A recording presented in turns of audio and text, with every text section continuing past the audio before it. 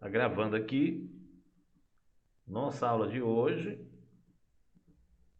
Nós vamos começar aqui, pessoal, falando sobre o gênero dramático, tá bom? Como na aula anterior a gente trabalhou a moratória na página 36, a página 38, nós vamos hoje discutir sobre o gênero dramático, né? Eu falei anteriormente para vocês, né, um pouco sobre o gênero dramático, né? Mas vamos aqui entender o que é o gênero dramático. Primeiro de tudo, pessoal, o gênero dramático é conhecido também como texto teatral, tá? Ou você chama gênero dramático ou teatral. Ou seja, faz parte de um dos três gêneros literários, ao lado do gênero lírico e épico. No entanto, o gênero dramático, como o próprio nome indica, são textos literários feitos com o intuito de serem encenados. Olha só que interessante aqui, pessoal. Essa palavra, note aí, tá? Então, o gênero dramático, como o próprio nome já diz, indica que são textos literários feitos com o intuito de serem encenados, não é? Para serem encenados ou dramatizados. Por isso que a gente percebe a estrutura do próprio texto aqui, no caso da moratória de Jorge de Andrade, a gente percebe que tem uma estrutura diferente dos outros textos que a gente já viu, né? Então, por que ele tem aqui essa estrutura?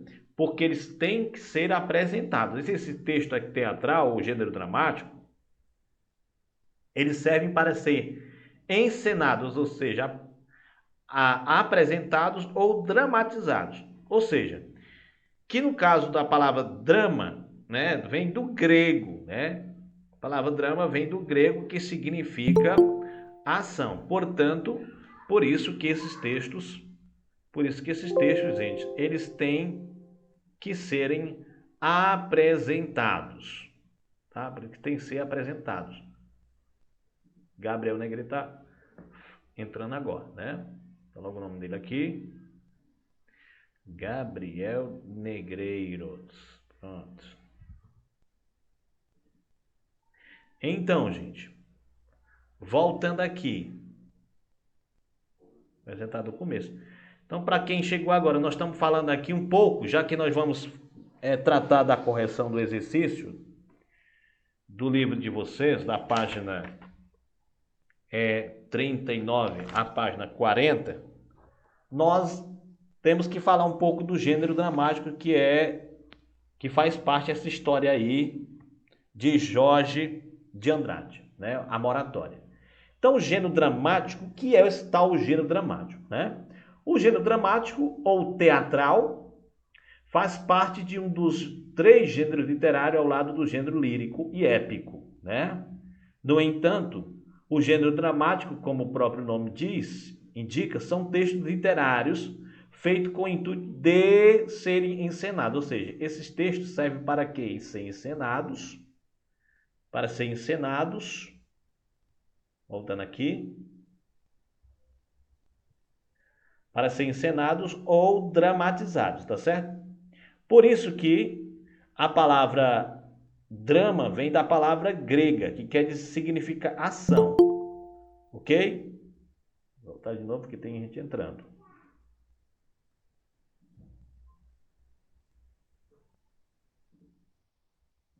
Do atual.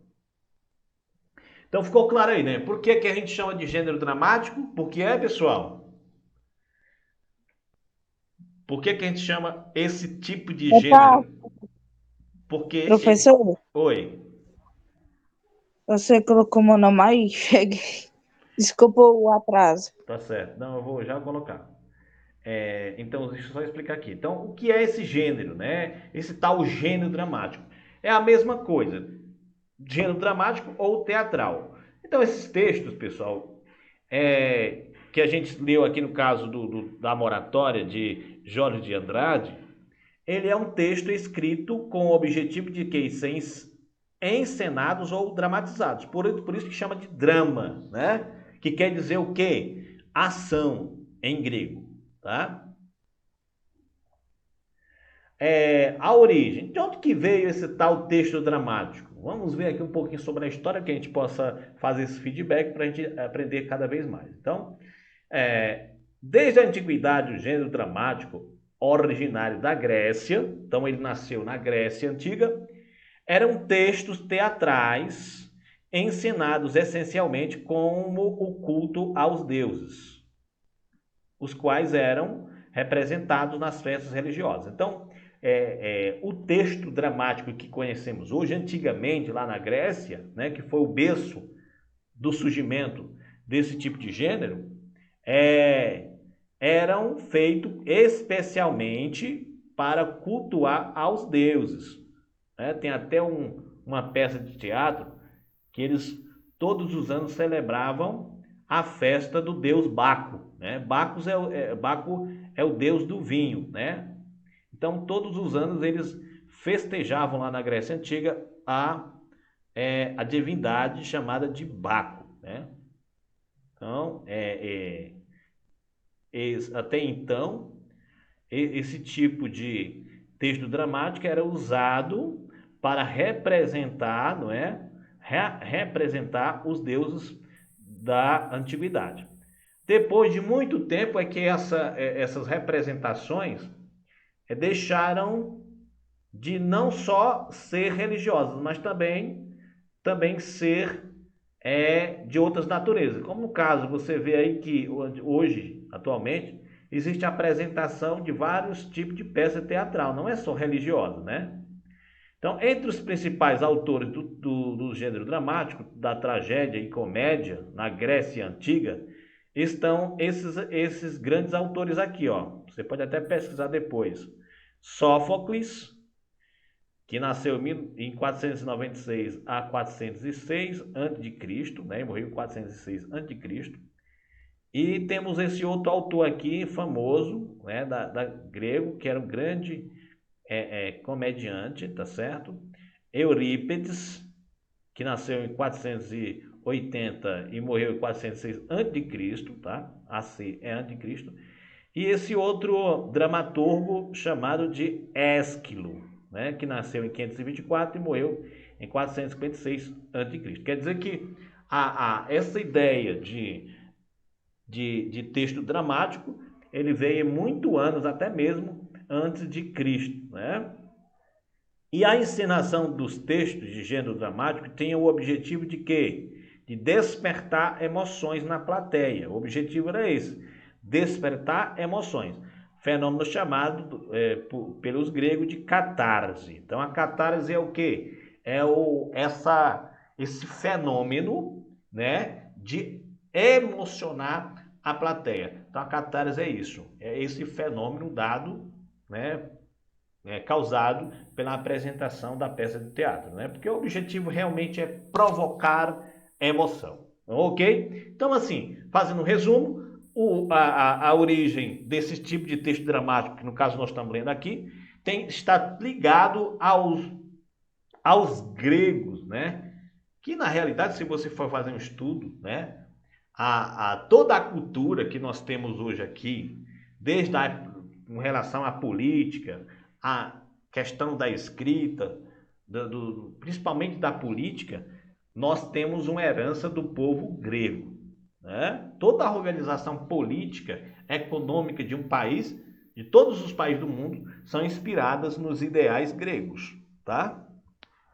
Então a Grécia é um berço da humanidade. Né? Todos os costumes, as ideias, as invenções nasceram basicamente do contexto histórico da Grécia Antiga. A estrutura dramática, pessoal, com relação à estrutura dramática, nós podemos observar aqui que Vou voltar aqui, viu, gente? Vou voltar aqui. Tá? Porque tem gente entrando aqui. É o Lucas Negreiro, né? Vou colocar aqui logo os que está entrando. É o Lucas Negreiros. E o Lucas Negreiros, é isso? E o Gustavo de Paiva também, que eu disse que ia botar o nome dele aqui. Eu vou colocar logo aqui. Ok? Então, voltando aqui. Eu estava no atual. Pronto. Aqui, quanto à estrutura, né? A estrutura do texto dramático. A estrutura dramática. Então, os autores desse tipo de texto são chamados de quê, pessoal? De dramaturgos, tá? Então, esse pessoal aí, ó, eles são chamados de dramaturgos. Então, a pessoa que escreve uma peça de teatro, por exemplo, como no caso do Jorge de Andrade, é chamado de dramaturgo, que junto aos atores, né, que é quem encenam o texto, são os emissores. Ou seja, o que são os emissores? São aqueles que transmitem a emoção por meio das expressões. E, por sua vez, os receptores. Quem são os receptores? São o público, né? Que a gente chama isso também de espectador, tá? Então, nós podemos dizer que a questão do texto dramático, ela vem sempre influenciando outras áreas, porque antigamente não tinha televisão, né? Mas depois que a televisão surgiu, os textos dramáticos migraram muita parte para a televisão, para o rádio, enfim, né? Porque antigamente as novelas eram transmitidas pelo rádio. Então, o rádio e a televisão tem essa participação, essa inovação, ok? Então, assim, os textos dramáticos, além de serem constituídos de personagens, que são os chamados protagonistas, secundárias ou figurantes, né? Porque em uma peça de teatro você pode ter os protagonistas, que é o personagem principal, você tem os secundários, que são os personagens secundários, e tem os figurantes, que não participam ativamente daquela peça de teatro, mas que estão ali para fazer parte do elenco. Então são compostos pelo espaço cênico, tanto dessa obra, o espaço cênico, que é o quê? É o palco, né? No caso, nós estamos falando de espaço cênico, eu posso entender que é o palco teatral e cenário, né? E o tempo que é o tempo em que ocorre aquela encenação. Geralmente, os textos destinados ao teatro possuem uma estrutura interna básica, a saber, qual é essa estrutura interna básica? Normalmente, se você observar esse texto aqui da moratória, ele vai ter uma estrutura básica, né? Qual é? A apresentação, o conflito e o desenlace. O que é a apresentação? Ou seja, na apresentação faz-se a exposição tanto dos personagens quanto da ação a ser desenvolvida, né? No caso aqui nós fazemos a apresentação dos personagens, aqui a moratória. Quais são os personagens? Joaquim, Helena, Lucília, Marcelo, Olímpio e Elvira. Pronto. É a apresentação dos personagens. Depois vem o que? O conflito. O conflito é o quê? É o momento, né, gente? É o momento. O conflito é o momento. O conflito é o momento em que surgem as peripécias da ação dramática, ou seja, os perigos, né?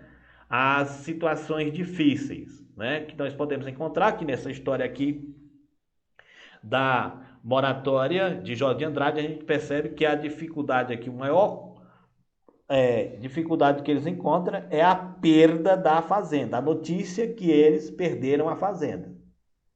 Né? É lógico que essa história aqui ela não está completa, ela só está uma parte, ou seja, o primeiro ato. Nós só temos o primeiro ato da história, né? E o desenlace é o momento da conclusão, ou seja, o encerramento, o desfecho da ação dramática, né? Como a história terminou.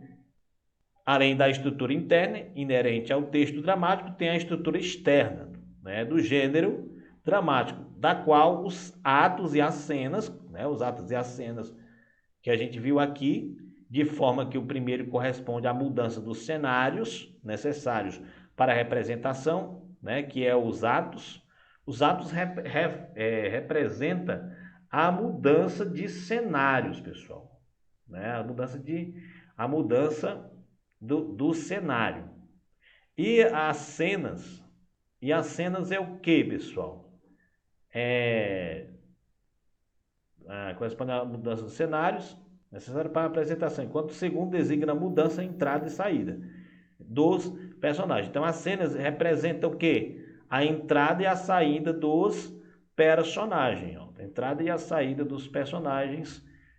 Observe cada cena corresponde à unidade da ação dramática. Então, cada cena, pessoal, corresponde à ação dramática, tá? Por isso que eu disse até para vocês que, por exemplo, citei o exemplo do Jack Chan, por exemplo. O Jack Chan, ao fazer o filme dele, ele passa anos e anos fazendo o filme. Por quê? Porque um filme, a história de um filme como o dele, é dividida em quê? Em atos. Tem o primeiro ato, né, que significa o quê? O que é que o primeiro ato representa? É a mudança de cenários, porque você às vezes está no cenário numa praia, você está numa cidade, você está no escritório, você está no shopping, por exemplo. Então, os atos para quê? Os atos servem para dividir a mudança de cenário. E as cenas, não é? As cenas representam a entrada e a saída de cada personagem, não é? Porque num filme daquele como o Jack Chan, você percebe que existe vários personagens, não é? É claro que ele é o personagem central, né? Mas tem os figurantes, tem os vilões, né? Que são os antagonistas daquela ação que está sendo gravada. E por isso que é importante a gente perceber essas características aqui desses tipos de textos. Não é isso, pessoal? Eu acho que ficou claro aí para vocês um pouco da história do, do gênero dramático. E agora nós vamos aqui, né? Que eu não sei se vocês responderam todas essas questões aqui, que foi passado para vocês, mas nós vamos fazer aqui a correção. Nós vamos fazer a correção porque a partir Professor, de amanhã, a partir da semana que vem, a gente só vai se atentar para a produção de texto, né? Diga lá, professor, diga. infelizmente não deu para fazer toda, Foi, né? porque eu tinha outras coisinhas aqui para fazer, só deu para fazer até a quinta questão. Ai, foi? O que que houve? O que que houve?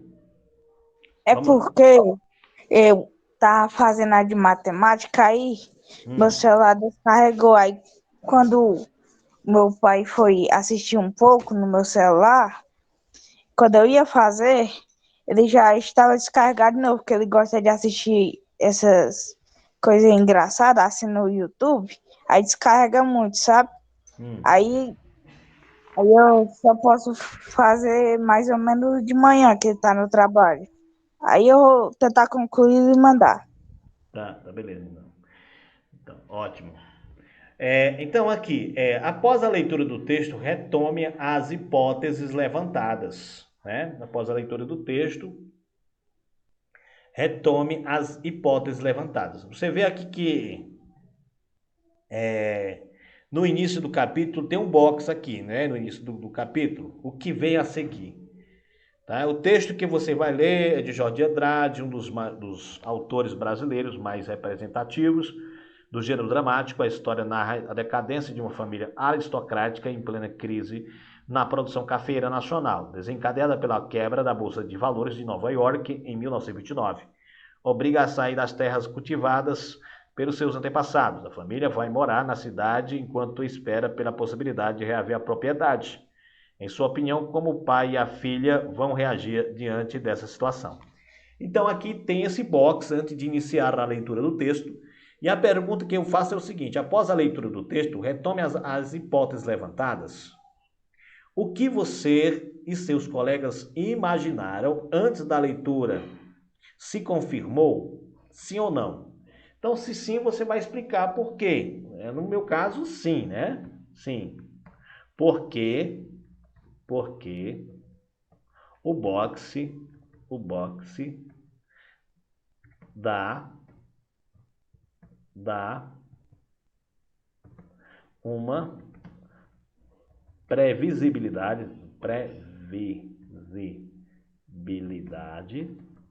sobre o drama vivido pela família. Pronto, então o boxe do início do capítulo dá mais ou menos uma previsibilidade sobre o drama vivido pela família. Então você coloca isso aí, tá? Então é o que realmente a gente percebe aí que há uma previsibilidade, tá? Ok? Deixa eu...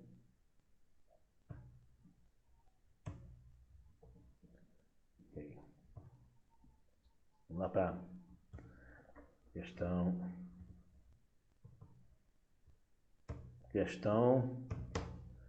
2. O texto lido é um trecho da peça Moratória. Com as suas palavras, resuma o que acontece nesse trecho. Então, ele está pedindo para você resumir o que acontece nesse trecho aqui, dessa história, que é o início desta obra. O que acontece aí? Joaquim e sua filha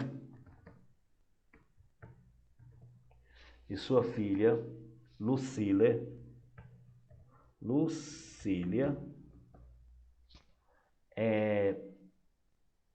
conversam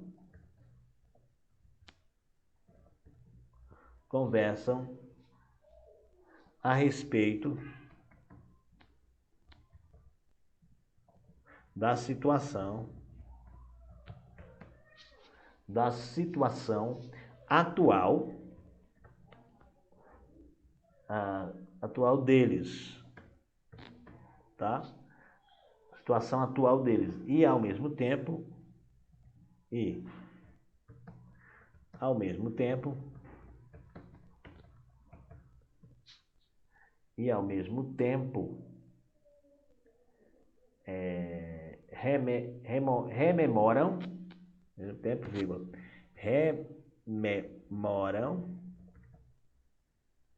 rememoram a vida nos tempos da fazenda.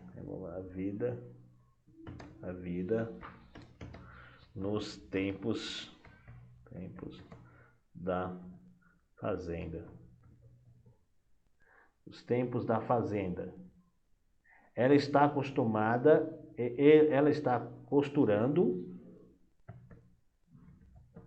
Ela está costurando, tá?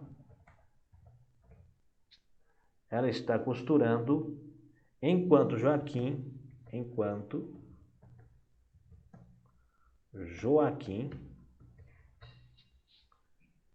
lhe serve uma xícara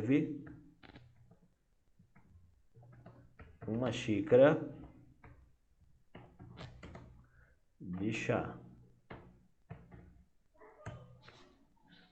Então, vamos ver como é que ficou a resposta. Lucília, xícara, xícara, né, com X.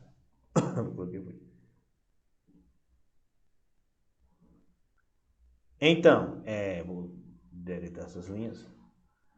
Então vai ficar assim. Joaquim, resumindo aí esse trecho, né? Joaquim e sua filha Lucília conversam a respeito da situação atual deles e, ao mesmo tempo, rememoram a vida dos tempos da fazenda. Ela está costurando enquanto Joaquim lhe serve uma xícara de chá. É de chá, gente? Não, é xícara de leite. Olha só. De leite. Xícara de chá não, de leite. Tem de chá aqui, mas está errado. É de leite. Por isso que eu vi aqui no xícara de leite. Ok? Com base na leitura desse fragmento de A Moratória, é possível deduzir o grande conflito dessa história? Qual é? Você acha que dá para saber o conflito? Sim ou não? Vou colocar aqui um Rzinho de resposta para a gente Então, a perda da fazenda, a perda da fazenda e como essa crise financeira afeta a vida dos familiares. Então, com base na leitura desse fragmento, é possível deduzir o conflito dessa história? Sim, né? Sim. Qual? A perda da fazenda, porque fala lá no início, né? A perda da fazenda. E como essa crise financeira e como essa crise financeira, como essa crise financeira afeta a vida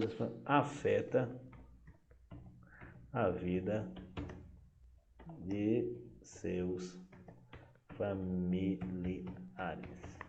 Pronto. Então é isso, o conflito é esse, a perda da fazenda e como essa crise financeira afeta a vida de seus familiares.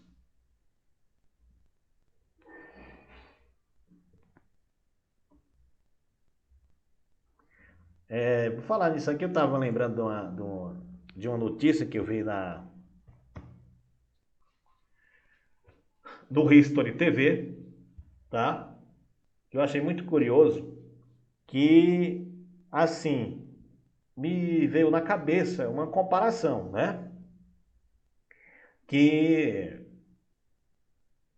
do jeito que está a exploração da NASA, né? Agência Americana de Exploração Espacial, acho que é o nome, a NASA, né? É isso, Gabriel? Gabriel não está ouvindo. Como é que significa NASA? Agência Nacional, Eu acho que sim. ligado a alguma coisa do espaço, né? Ela que faz todas essas pesquisas, né? A NASA. Fez o primeiro foguete. Isso, fez o primeiro foguete, enfim. E não é, meu caro amigo, Josuel, a NASA já está se aprontando, né? Eu acho que a palavra certa é essa, se preparando para, em agosto, né, do ano que vem, explorar o maior cometa, ou melhor, o maior cometa não, rapaz, é o maior asteroide, né? O maior asteroide já visto, feito totalmente de ouro. De quê? Tá? What? O De asteroide, ouro? não sei se vocês já viram, né? É um asteroide totalmente feito de ouro. Eu nunca vi. A NASA já está se preparando, né? Fabricando os equipamentos para explorar este tal, né? Suposto asteroide, feito totalmente de ouro. E sabe o que é mais interessante nessa história? O quê? Tá? Que se ele fosse trazido para a Terra, esse asteroide feito de ouro, a economia do mundo inteiro seria abalada. Sabe por quê? Porque ele é Porque feito de ouro? porque ele é muito valioso. Ou seja, ele é não sei quantos trilhões de vezes a economia do mundo inteiro. Ou seja, ele vale mais sei quantos mil vezes, milhões de vezes a economia do mundo inteiro. Imagine aí. Segundo o cientista, se dividisse o valor desse asteroide feito de ouro, dividisse para a população do mundo inteiro, sabe quanto tocaria para cada habitante do mundo? 93 milhões de dólares. Pra cada um? Se dividisse, né? Oh, tá rico. Então, Eu assim, vou também. Aí eu me lembrei da crise de 1929, que os Estados Unidos produziu demais, ou seja, no caso da lei da oferta e da procura, né? Então é a famosa lei da oferta e da procura. Quando você tem um produto demais, o preço baixa. Quando você tem pouco produto para vender, o preço aumenta. Tá entendendo? O que acontece é se esse asteroide trouxesse ele para a Terra, ou seja, o ouro da Terra não ia ter mais valor. Tá entendendo? Não ia ter E mais se, valor. se a gente tirasse um pedaço do ouro? Aí é o que eles estão imaginando. Eles estão querendo explorar ele aos poucos. Eles não querem trazer o asteroide todo para a Terra, né? Porque senão isso vai causar um colapso muito grande na economia do planeta. Eles estão querendo trazer aos poucos. Entendeu? Professor, Hum. professor, você sabe quantos habitantes tem no Brasil inteiro? No Brasil? Sim. No Brasil, nós temos mais ou menos em torno de 209 milhões de pessoas. O país mais, Professor, um dos países mais o populosos do meu. mundo é a Índia e a China. Vamos lá, vamos continuando aqui. Então, eu me lembrei desse episódio aqui, né? O que aconteceu na crise de 1929, parecido com esse negócio aí do que pode acontecer deste meteoro feito de ouro, né? Asteroide, acho que é asteroide. Bom, vamos lá. Em sua opinião, qual é a finalidade de um texto dramático? Então, nós já vimos lá a finalidade de um texto dramático é o que, na realidade, pessoal? Nós já vimos na explicação lá. A finalidade é o que do texto dramático?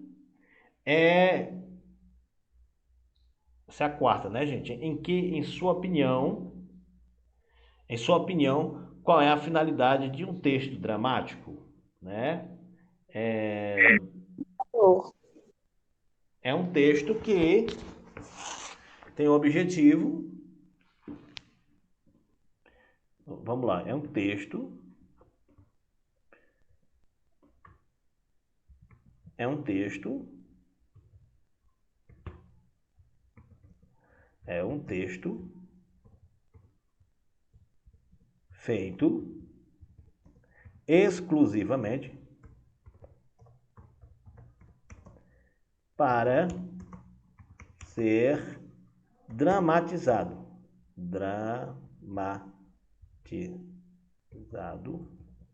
ou encenado. Pronto, tanto faz. Então, é um texto, o objetivo principal, a finalidade de um texto dramático é um texto feito exclusivamente para ser dramatizado ou encenado. E com isso, com essa dramatização, o objetivo também é emocionar. Como a gente viu, o texto teatral tem esse poder de sensibilizar as pessoas, de comover as pessoas. Eu acho que a palavra correta é essa. Aí vem a quinta questão, né? No texto dramático, como se nota, há indicações entre parênteses que são chamadas de rúbricas, não é isso?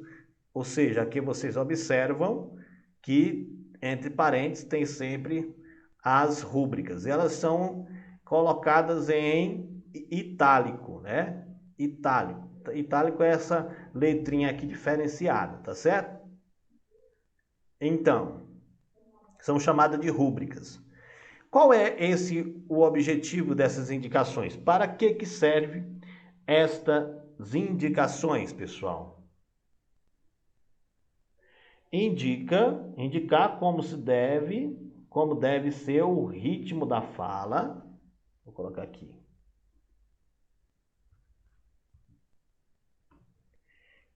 Indicar como deve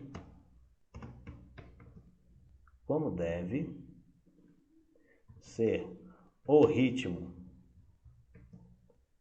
como deve ser o ritmo da fala.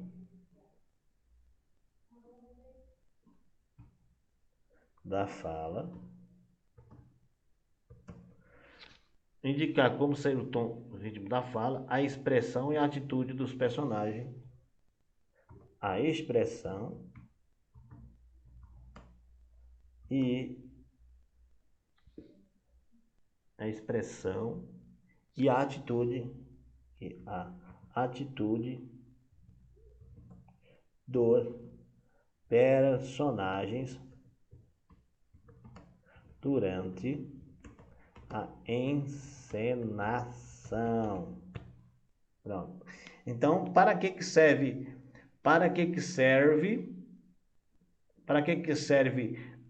essas rúbricas, né? Para indicar como se deve ser o ritmo da fala, a expressão e a atitude dos personagens durante a encenação.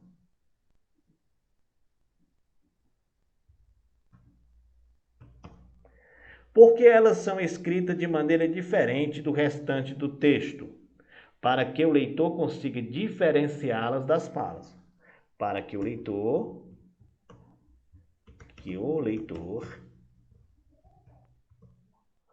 possa diferenciar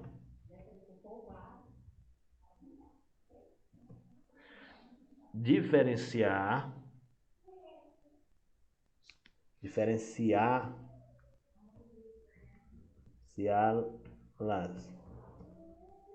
das falas, né? Diferenciá-las das falas. Pronto. Então, por isso que elas vêm com letra diferente, né? Com escrita diferenciada, para fazer uma diferenciação das falas dos personagens.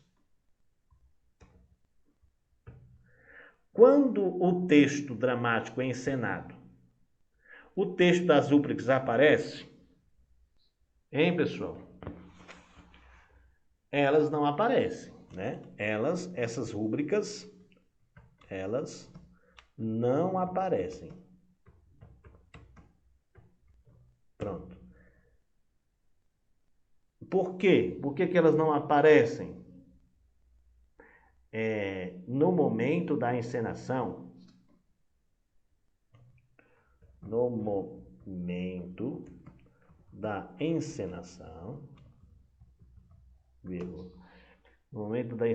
os espectadores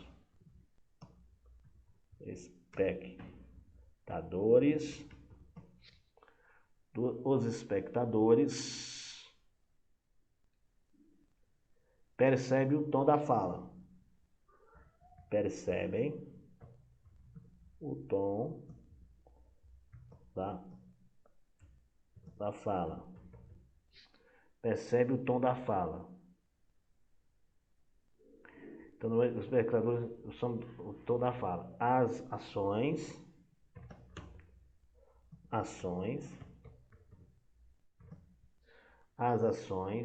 os gestos,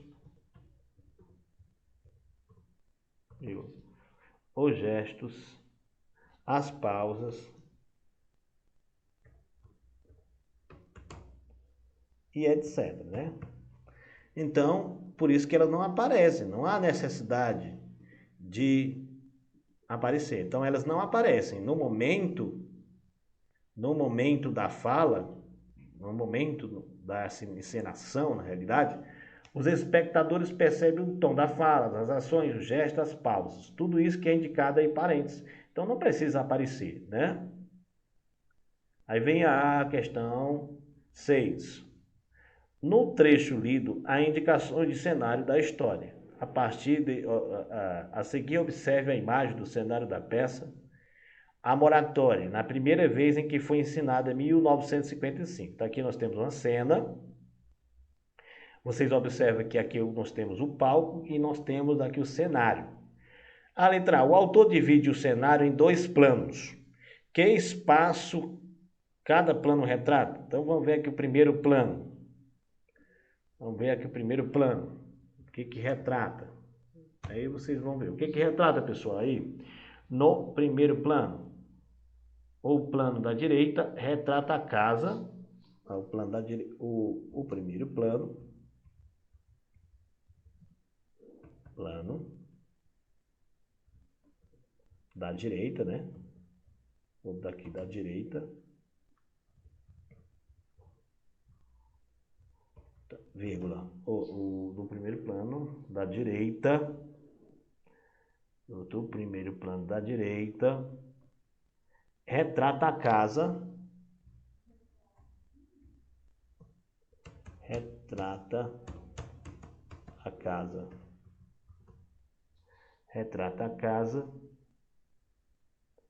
retrata a casa em que a família está morando, em que a família está morando na cidade. Na cidade. O primeiro plano retrata a casa em que a família está morando na cidade. O segundo plano, o plano da esquerda, o segundo plano,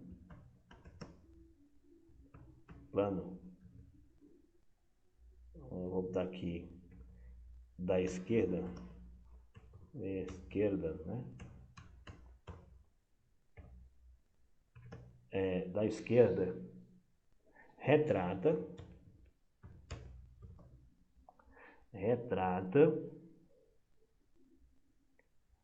a casa da fazenda,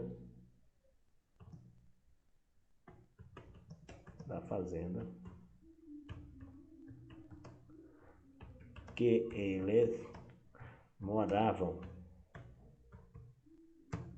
Pronto. Então aqui nós temos aqui o primeiro plano da direita. Tá aqui, o primeiro plano da direita representa a casa onde eles estão morando. Nós estamos aqui ali da direita. Qual é a direita aqui? É essa aqui, da direita, a casa onde eles estão morando. E o segundo plano, retrata a casa da fazenda que eles moravam. Aqui, no caso, os dois planos, né? Porque ao escrever a história em um texto dramático, o autor descreve também o cenário. Por que vocês acham, pessoal? Porque ao escrever a história em um texto dramático, o autor descreve também o cenário, para que o leitor consiga diferenciá-la, é isso? Porque ao escrever o texto dramático, o autor também imagina qual é o melhor cenário para a encenação da história, né? Porque ao escrever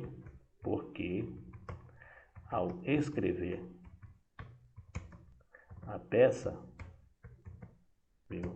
o autor também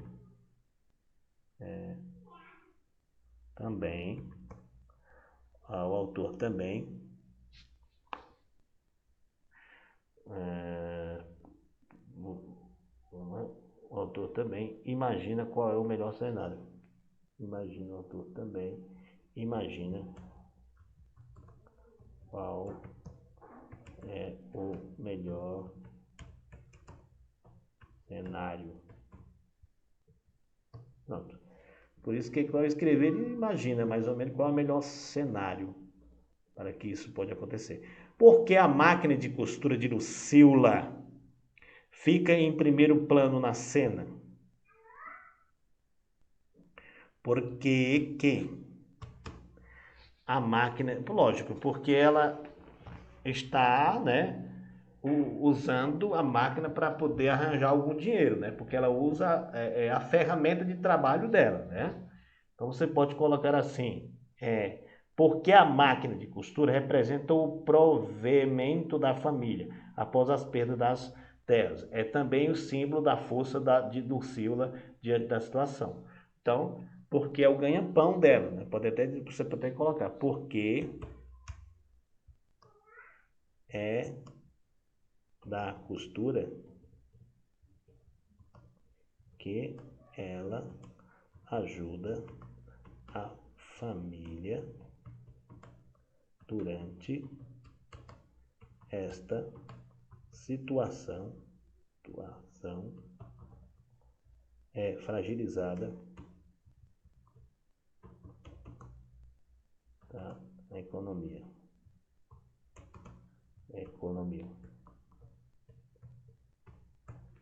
Pronto. É porque é da costura que ela ajuda a família durante esta situação fragilizada da economia. Não tem dinheiro para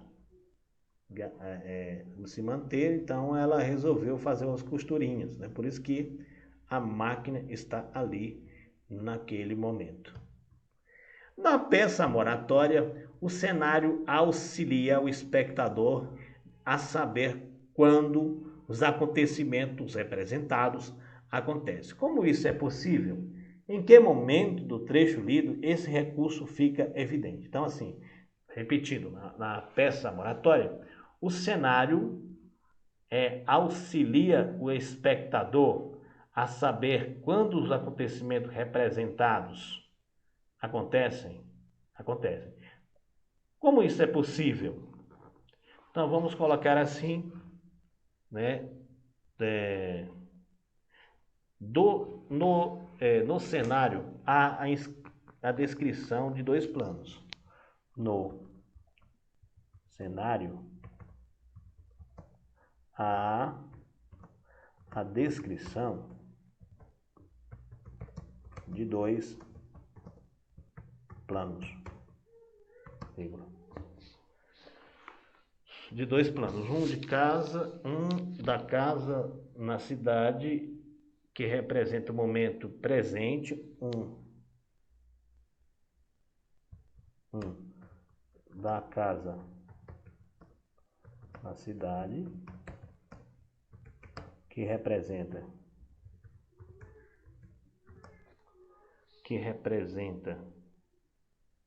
o momento presente,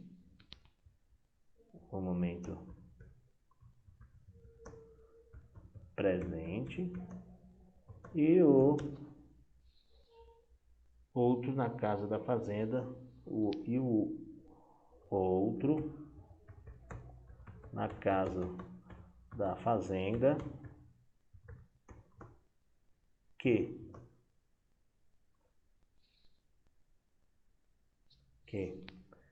retrata o passado da família. Passado da família.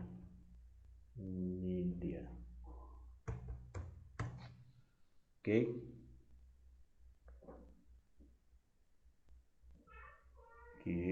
Ok. Tudo certo.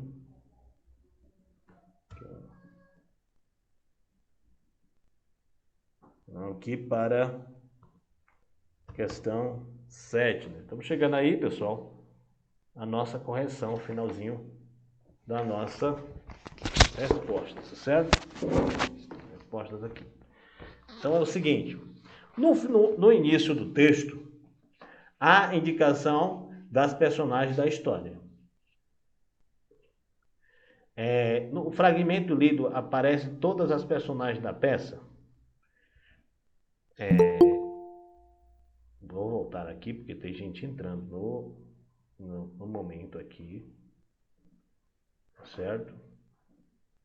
Quem é? É o Francisco das Chagas. Quem é o Francisco das Chagas? É o... Kailane. A Kailane. A Kailane, eu já coloquei o nome dela aqui. Kailane. Oi. Sim, já coloquei. Sim. Então, no início do texto, há a indicação das personagens da história. Né? Você observa que aqui há...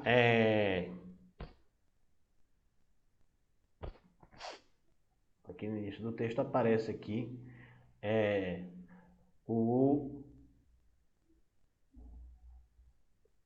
no início do texto há a indicação das personagens da história, né? A indicação aqui, pronto. Aqui, no início do texto, você observa que há apenas a indicação de Joaquim e de Lucília, né?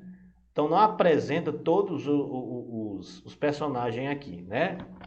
Então você pode colocar aí na letra A que não apresenta todos os personagens. Aqui. Pronto. Não. No fragmento lido aparecem todas as personagens da peça? Não. Não. Então a resposta é não. Só aparecem.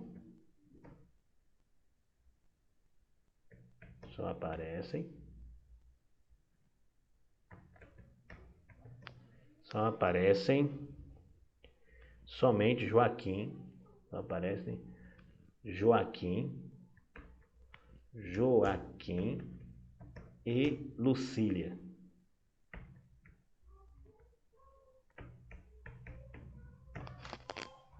Pronto. Só aparecem esses dois no início da história, desse primeiro fragmento. Aí vem aqui, pessoal, a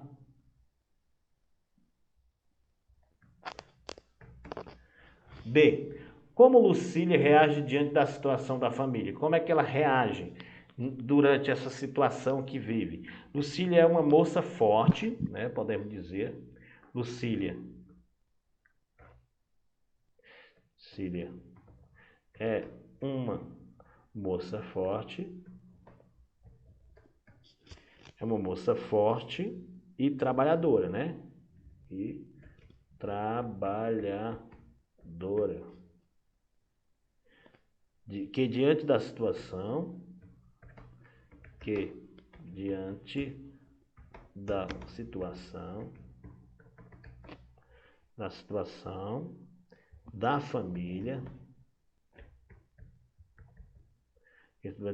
da família, procura,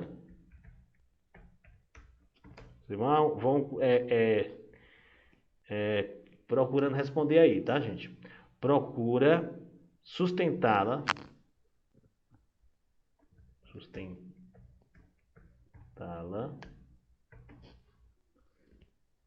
com suas costuras.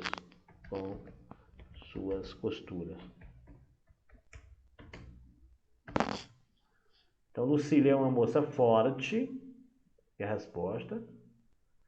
Trabalhadora, que diante da situação da família procura sustentá-la com suas costuras.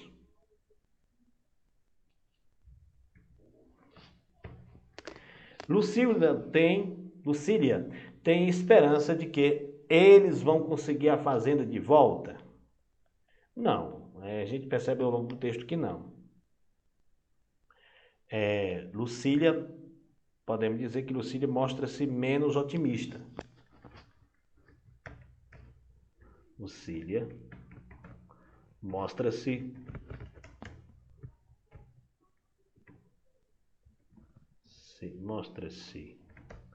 menos otimista. Ela fala até de um modo bem real mesmo, bate a real para ele, né? Para o pai, que ele não deve estar com essas esperanças todas, né? Qual é a atitude de Joaquim em relação à situação da família? Ele tem esperança de que vai reaver a fazenda? Joaquim revolta-se, né? Joaquim revolta-se.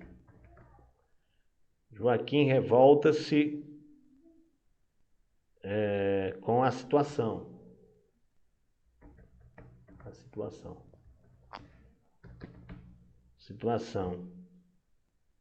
Mas nutre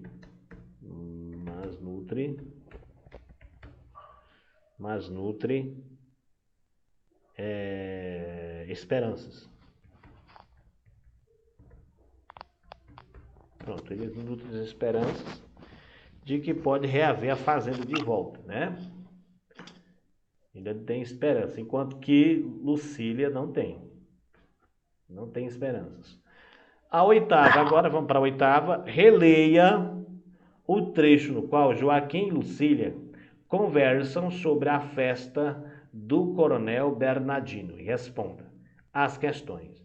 Leia o significado da palavra coronel no dicionário, né? Vamos lá, vamos ver aqui o significado da palavra coronel, né? Vamos ver aqui já já a resposta, o que é o coronel? Significado de coronel, vamos lá. Significado de coronel, né? Coronel pessoal. Você sabia, gente, que coronel era um título de nobreza? Vamos ver aqui. Significado de coronel: posto superior do exército. Era um título muito ousado, né? Posto superior do exército da aeronáutica, hierarquicamente acima do tenente-coronel, abaixo do general de brigada. No exército, acima do tenente-coronel, aviador, abaixo do brigadeiro do ar. Então, o coronel era um homem poderoso, né? Por isso que era esse título dado a essas pessoas. Era na época, o coronel eram as pessoas que tinham maior comando, né? Digamos assim. Era o cara que tinha muitas terras, tinha muito poder. Era um homem muito poderoso, né? Então, posto superior do exército e da aeronáutica, né? Então ele mandava no exército e até mesmo na aeronáutica, se fosse o possível, né? E pronto. Então, o coronel, nesse caso, era uma pessoa que tinha muito poder, né? Muita influência, né? Digamos assim. Então, que significado essa palavra assume no texto? Coronel, no caso, era um homem que tinha muitas posses, né? Muito rico. Pronto, coronel era uma pessoa que tinha muitas posses, muito rico, ou seja, muito influente na política. Pronto, muito influente na política.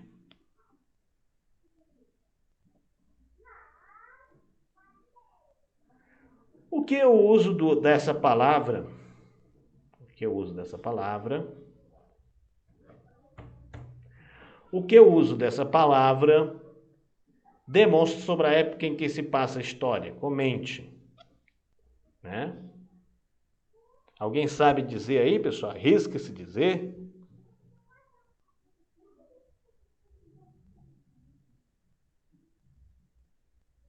Ou seja, o uso dessa palavra demonstra sobre a época em que se passa essa história. Então vamos colocar assim: na época, proprietário de terra exercia influência e poder político em toda a região.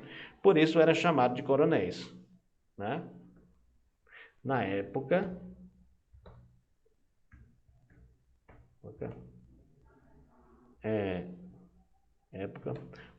de terra exerciam muita influência na política em toda a região. Por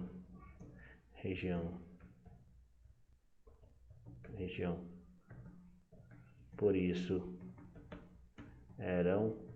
eram chamados de coronéis.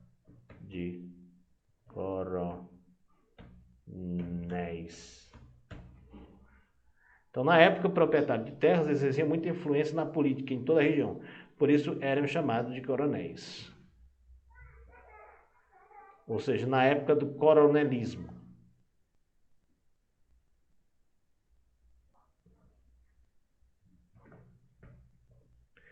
Por que Joaquim afirma que é uma obrigação convidar Lucília, aliás, por ela ser filha dele?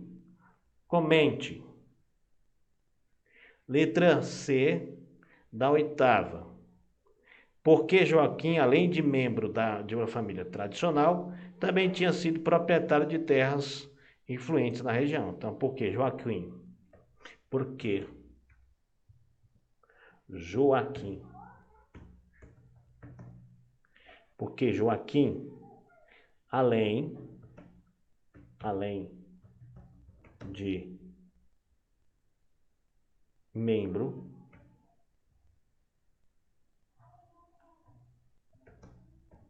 da família, porque Joaquim, além de membro da família tradicional,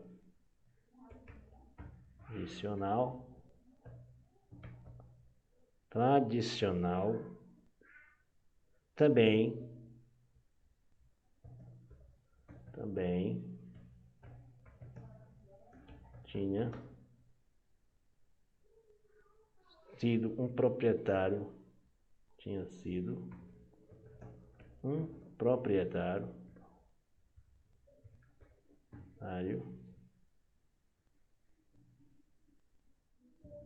de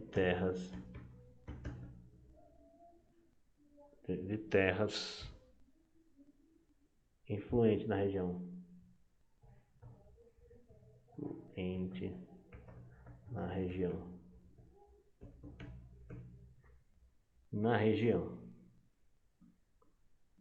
Pronto. Na região. Então, porque Joaquim, além de membro da família tradicional, também tinha sido proprietário de terras influente na região. E aqui vem a nona questão, tá? A nona questão o texto dramático, a Moratória, foi um dos primeiros escritos por Jorge de Andrade no ano de 1954. Um aspecto dessa peça é que também está presente em quase todas as criações do dramaturgo, é a memória. Segundo ele, não é possível compreender o presente ou prever o futuro sem que se pense antes de tudo no passado. Aí vem aqui.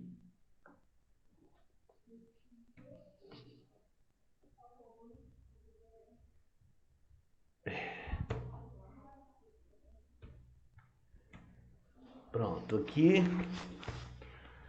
O primeiro ato da moratória se passa em que época? Tá? Vamos ver aqui o primeiro ato se passa em que época aqui. Vamos voltar ao texto. Vamos ao primeiro ato aqui. O primeiro ato se passa de 1929 a meados de 1932. De 1929 de 1929 a meados de 1932. Então tá aí, é o tempo em que é a época em que se passa esse primeiro ato da moratória. Aí vem letra B, né? Letra B. A peça moratória retrata a época na qual foi escrita? Sim ou não, pessoal? Não. Não. Jorge de Andrade. Não. Jorge de Andrade.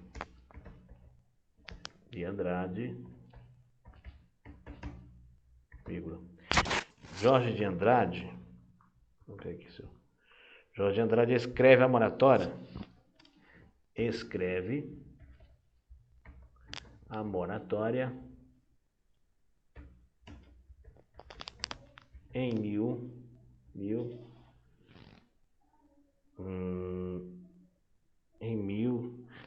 1954, vírgula, no primeiro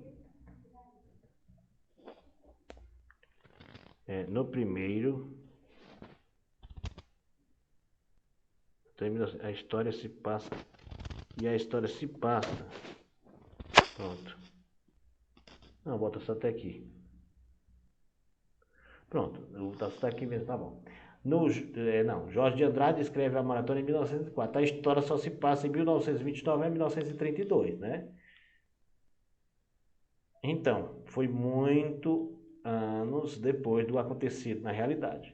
Jorge de Andrade foi filho de fazendeiro que teve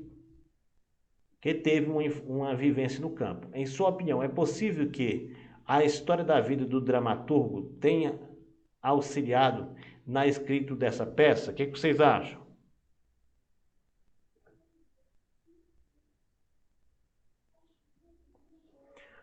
Vou repetir. Jorge de Andrade foi filho de fazendeiros e teve sua vivência no campo. Ou seja, ele vivenciou boa parte da sua vida no campo. Em sua opinião, é possível que a história da vida do dramaturgo tenha auxiliado na escrita dessa peça? Claro que sim. Acredito que sim, né? Você coloca aqui. Provavelmente, sim. Então, provavelmente sim, que tenha influenciado, porque muitas vezes as histórias que passam com a gente ajudam-nos a escrever sobre algumas impressões, né? 10ª.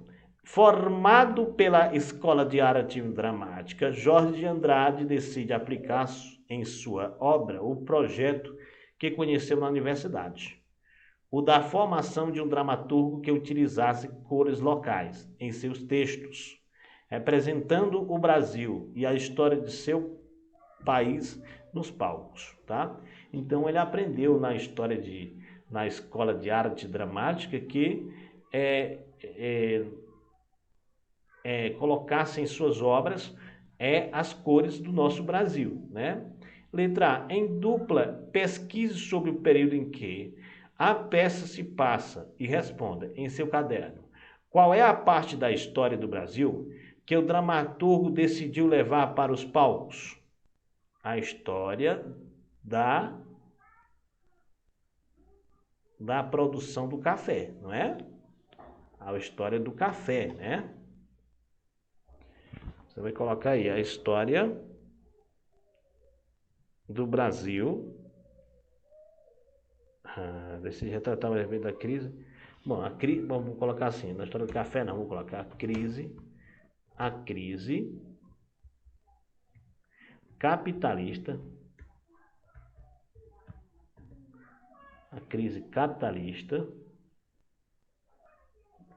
que eu falo capitalista do dinheiro,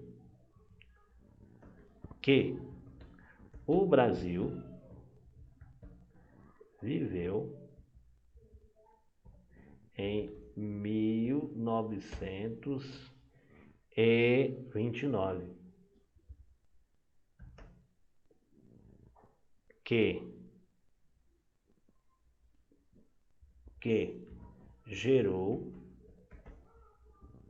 gerou a queda do preço do café.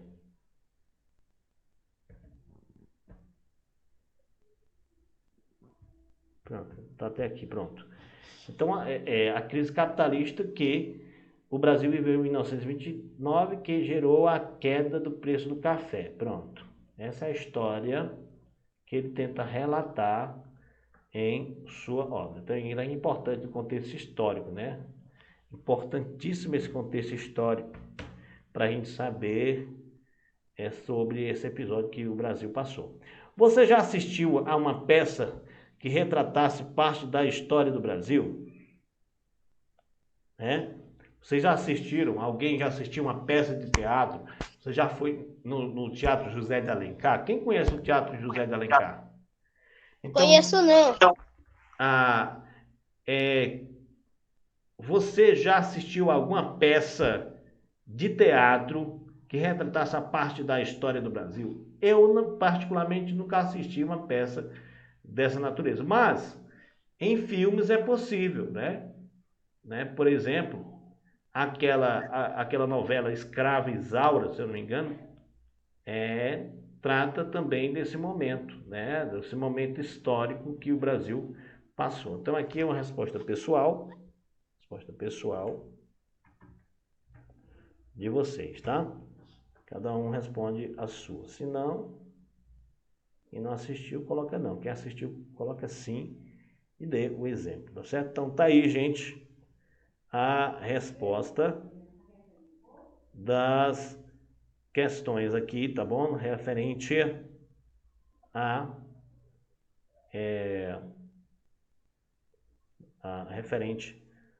aula de hoje, tá bom? Então a gente encerra por aqui, tá certo? São 3h37.